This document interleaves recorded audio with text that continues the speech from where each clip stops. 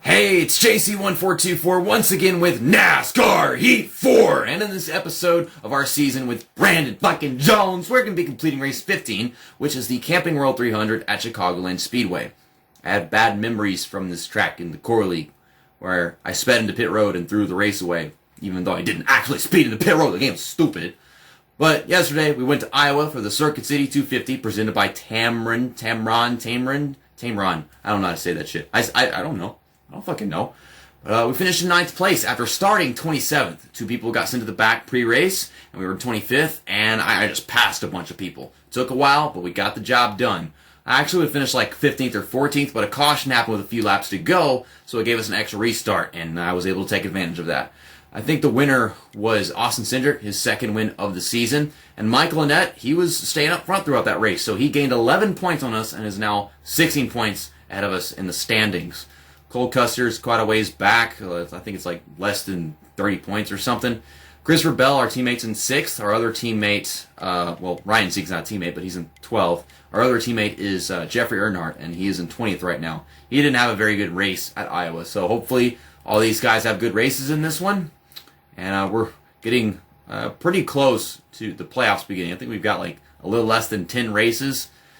So let's just see if we can get back to the points lead soon and have some good races. Hopefully Chicagoland's not an omen for me anymore. Did they have this track in the Truck Series whenever we did that championship?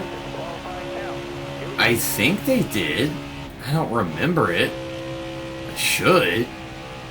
You know, I swear this is like one of those tracks the Truck Series goes to. But I just don't remember having done that. Pole is a 30.087.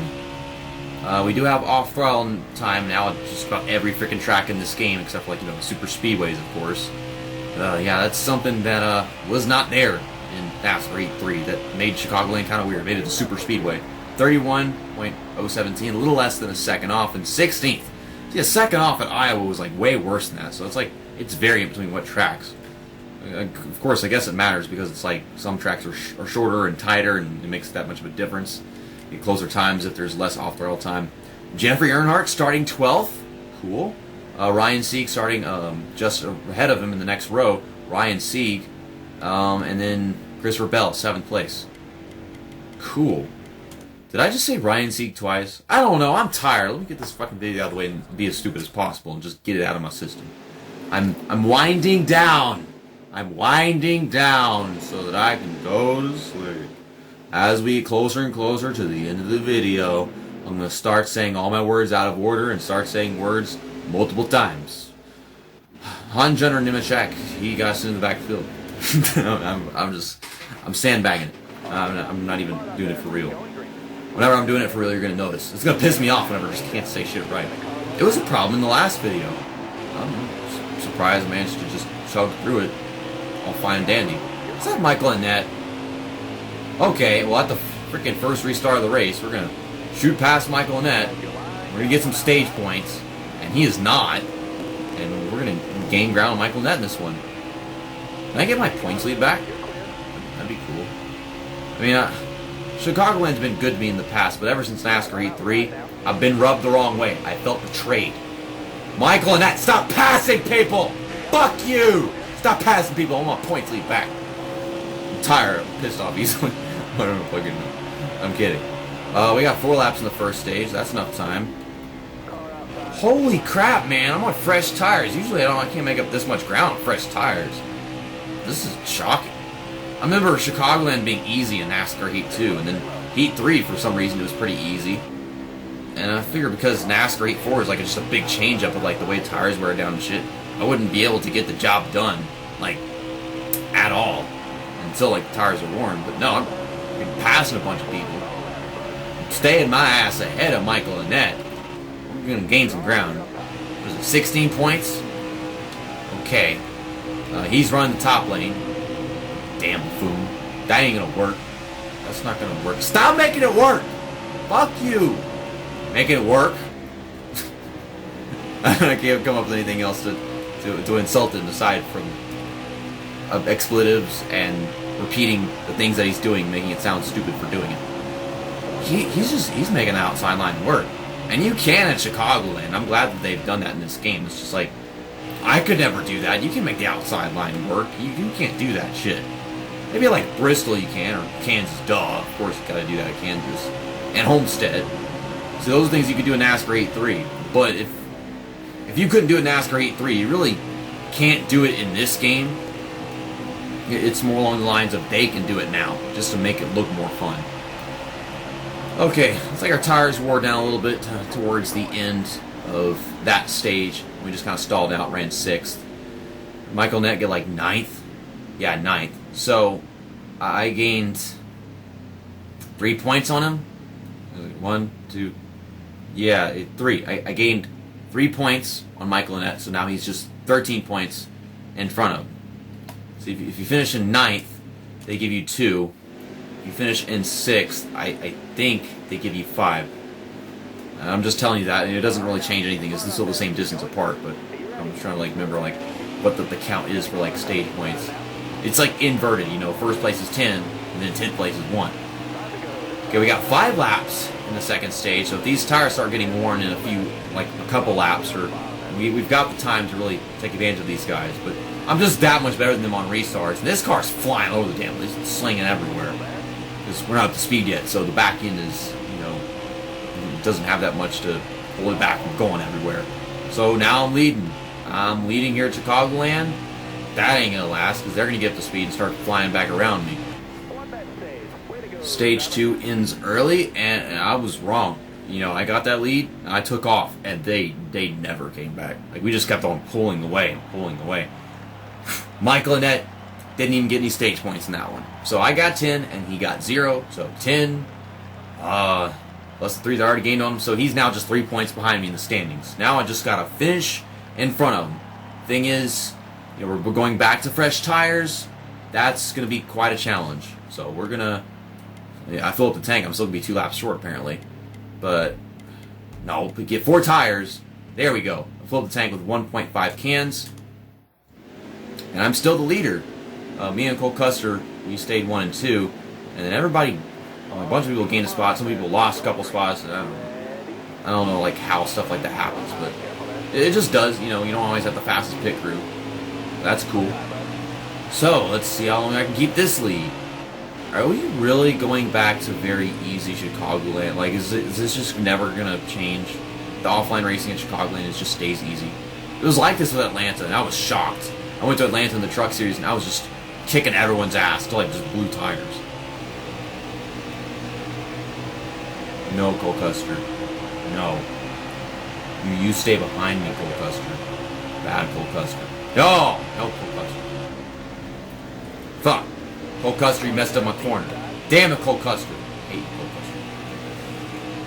Custer. It says 98 car, Chase Briscoe wants to work with me. Well, nonsense. That's not happening here. I want to get back to you, Cole Custer. It took me a few laps, but he came back around. You don't get to stay there. Oh my gosh. Like, I'm feeling the middle of the run. I hate the middle of the run. It's hard to stay with someone on my bumper like that and go where I want to in the racetrack when they just got their head shut up my ass. I can't do that. It's just not my thing. Oh my gosh, is it really like this bad? Like in the middle of the run? Because at the end of the last run, I just thought the entire of the second stage, I just felt like I was way better than everybody else. And suddenly like this is just completely different. So at what point does it become like it was at the beginning of the second stage and throughout that entire thing? Because they never caught up with me. They just kept pulling away. And right now, dropping back quite a bit. I don't know exactly when my run's starting to come back in. Zane Smith? Zane Smith. Zane's okay. he's okay. Okie dokie. Christopher Bell 5th, Ryan Sieg 6th. I like. I'm running this top side because they keep on getting their noses underneath me. And you touching me! Christopher Bell, you touching me! That was Ryan Sieg's fault. He's making 3 wide. Ryan Sieg, he means business. Can Ryan Sieg win this race? We got 7 laps. I'm probably going to pass all these guys back once, their tires start wearing down, which I think is happening right now because I just closed back in on Christopher Bell quite easily. Jeffrey Earnhardt's in 8th. Christopher Bell's in 5th. I'm in 6th. And Ryan Sieg's right there. This is I like that. I can't speak it. English, JC. I like this when it happens. It makes me happy. I said the words, I didn't say them right. Okay, Ryan Sieg's on the move. 6 to go. There's Chase Briscoe. Okay, yeah, that run's starting to come back along. I don't know where Michael Annett is. There's white cars back there. He might be one of them in the top 10. Or maybe not, because we're at the bottom of the top 10, or the middle of the top 10, whatever. Okay, we're getting past Chase Briscoe. These laps are counting down. I think we have enough laps to get back to the lead. The thing is, if Ryan Sieg can win this race, then it's not going to happen with me around. It's kind of hard to pass you whenever you're driving so slow in the lane that I'm trying to dive into that you just stop me. And a caution, which means a restart. At restarts, I pass everybody. So, I win. I win. I know when I win. I win. Because our restarts all race long have been beastly. And they give us one with a few laps to go, and it's like, well, duh, of course I'm going to win now. Like, why, how could I just not? That'd be a complete failure if I didn't. We'll burn it down, across this finish line. This is a weird fucking finish line. What is this shit? Some corduroy finish line? Corduroy finish line. Yeah, freaking red and blue, and it's a dark red and dark blue. It's not even like a patriotic red and blue, as far as I'm concerned. It's just dark. Okay, we'll do some donuts on this, Camping World 300 logo. At least, I think this is a Camping World 300 logo. Unless it's... No, this is 400. So yeah, this is for the Cup Series thing. Do me some donuts in the grass and everything. Fun, fun, fun, fun, fun. We're back in victory lane again with the generic trophy. We're back in victory lane. The lane of victory. We got the confetti and Teenage Mutant Turtles 400. Wait, the Cup Series race is called the Camping World 400. And that says the Teenage Mutant Ninja Turtles 400. The Teenage Mutant Ninja Turtles 400 was like in 2017.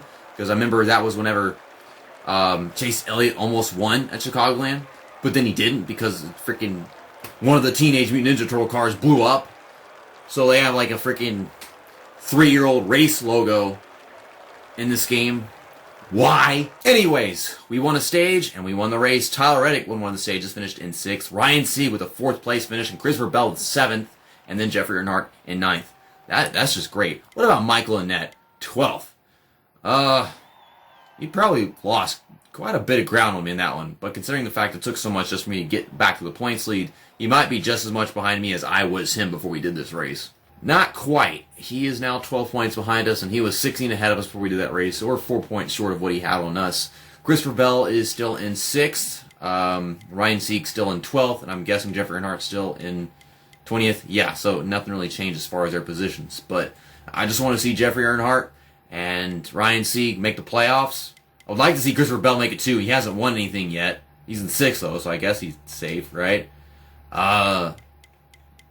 Yeah, like, just barely. He's 1 point ahead of Chase Briscoe, and Chase Briscoe's at the very bottom with no wins. Chase Briscoe.